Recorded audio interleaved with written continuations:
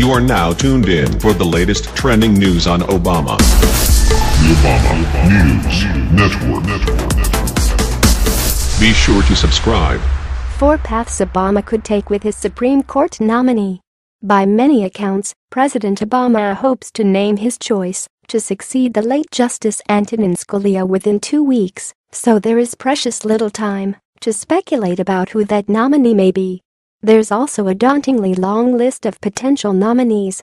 7 years in the White House, including more than a year, when a Democratic Senate could confirm nominees without fear that they would be blocked by a filibuster, enabled Obama to elevate a number of potential justices to lower courts.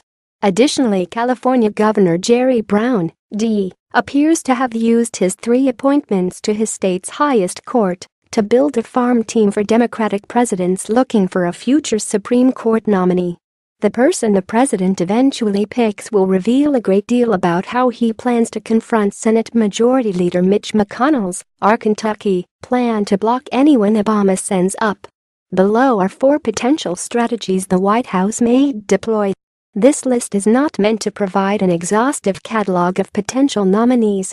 Many names that have been suggested in the media as possible nominees, Loretta Lynch, Pam Harris, Ketanji Brown Jackson, Pam Karlan, Paul Smith, etc., are not discussed below. The olive branch.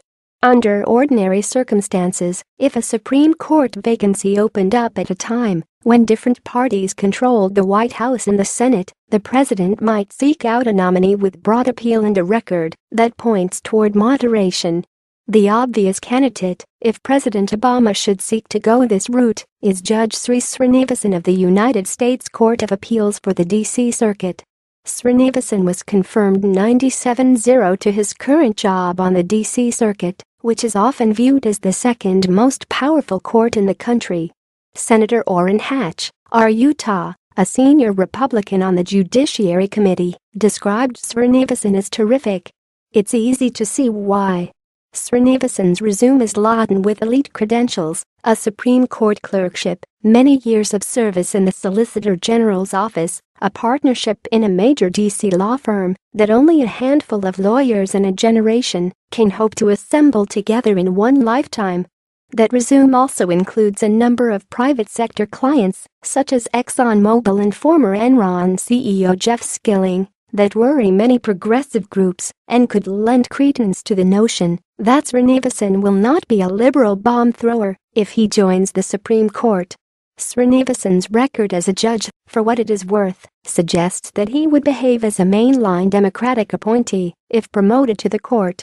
Other candidates that might fit the model of an olive branch nominee are D.C. Circuit Judge Patricia Millett, a former top Supreme Court advocate who once defended the conservative Roberts Court against allegations that it has become too reflexively pro-business, and 11th Circuit Judge Adalberto Jose Jordan, a former law clerk to Reagan-appointed Justice Sandra Day O'Connor. Republicans, however, are likely to perceive Millett as tainted because she was the first judge confirmed after Senate Democrats invoked the so-called nuclear option to bypass the GOP's efforts to prevent anyone from being confirmed to the D.C. Circuit. Jordan, meanwhile, could be a risky nomination because his record is far more enigmatic than Srinivasan's. While Srinivasan's actions on the bench may give some comfort to White House allies concerned about his record prior to becoming a judge, Jordan's record offers less clarity on just how far he would depart from the very conservative Justice Obama seeks to replace. Given that Senate Republicans have largely divided into a faction that wants to deny Obama's nominee a hearing outright and another that plans to reject any nominee who doesn't hold the same very conservative views as Justice Scalia, it's unclear what Obama stands to gain by extending an olive branch. Nevertheless, a nominee like Srinivasan could help drive home the magnitude of the Senate's recalcitrance. The conventional super-qualified nominee. Though the White House has largely been coy about what kind of nominee they will select to replace Scalia, President Obama has emphasized one trait: the nominee will be an outstanding legal mind who indisputably is qualified for the seat. Whoever the president picks, in other words, it appears he wants to box his opposition into a corner by choosing someone with impressive credentials that will be hard to denounce as unsuited for the nation's highest court. Two men with such qualifications who also have resumes in line with what Democratic presidents would normally look for in a Supreme Court justice or Ninth Circuit judge, Paul Watford and California Supreme Court Justice Mariano Florentino Cuellar. Of these two, Watford more closely resembles the olive branch model of a potential Supreme Court nominee. A former clerk to Reagan-appointed Judge Alex Kozinski and Justice Ruth Bader Ginsburg, Watford worked as a federal prosecutor and as a large law firm partner before President Obama appointed him to his current job.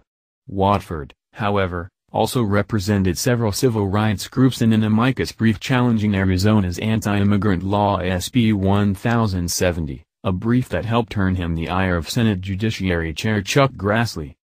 Justice Cuellar, meanwhile, has a more personal stake in how America treats immigrants. A naturalized citizen who was born in Mexico, Cuellar earned degrees from Yale, Harvard and Stanford before joining Stanford Law School's faculty. During 2 years in the Obama White House, Cuellar handled an unusually broad portfolio of issues. In 2009 and 2010, while on leave from Stanford, he worked at the White House as Special Assistant to the President for Justice and Regulatory Policy.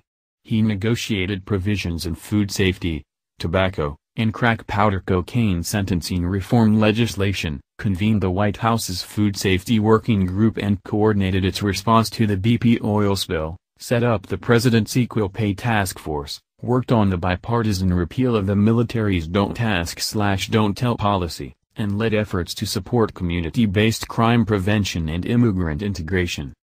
Either Watford or Cuellar could potentially goad candidates like Donald Trump or Ted Cruz into damaging statements about immigration, without actually having to say a word, if one of them were nominated to the Supreme Court.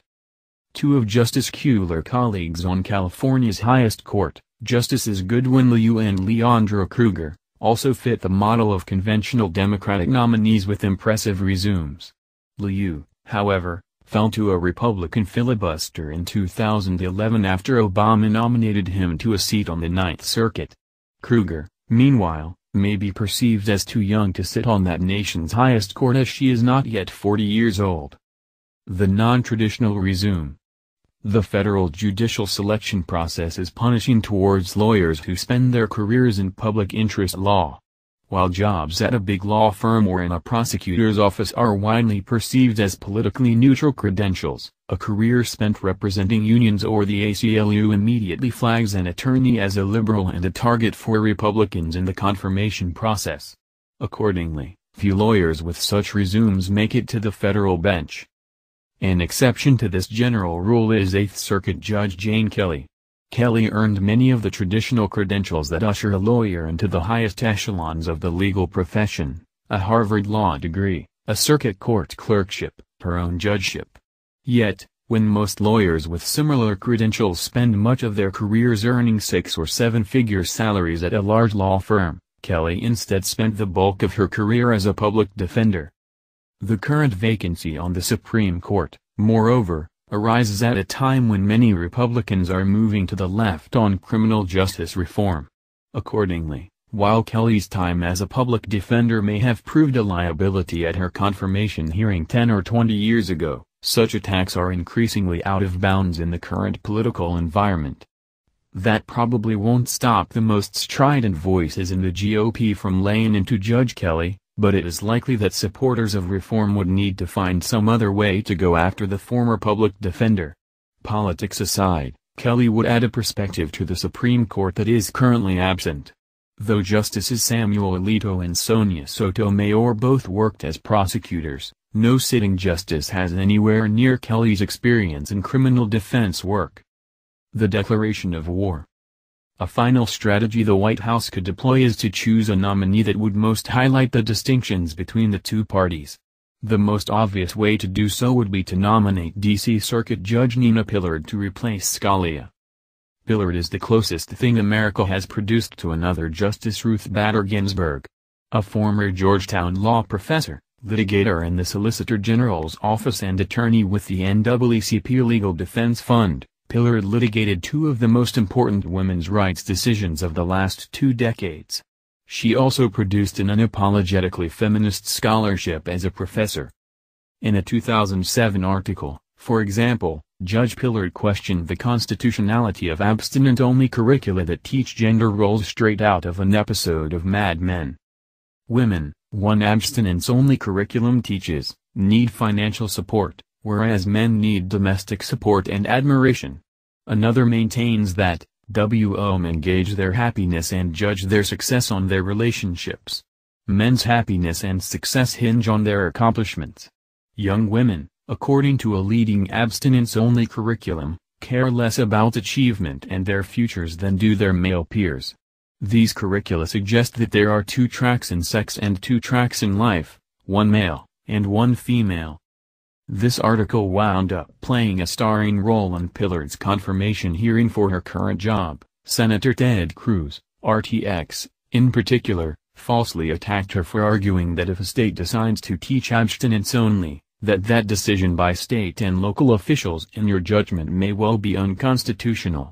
Pillard's article suggests that some abstinence-only curricula, those that teach that there are 2 tracks in sex and 2 tracks in life, one male and one female, are unconstitutional, not that all such curricula violate the Constitution. In any event, Pillard's resume, her sex-positive scholarship, and her open support for women's reproductive freedom will not earn her many friends on the Republican side of the aisle. Nominating her would be an unusually aggressive move by this White House, but it would also be the move most likely to trigger Todekin-like statements of disapproval from Senate Republicans. Thanks for listening to The Obama News Network. Please subscribe and stay tuned.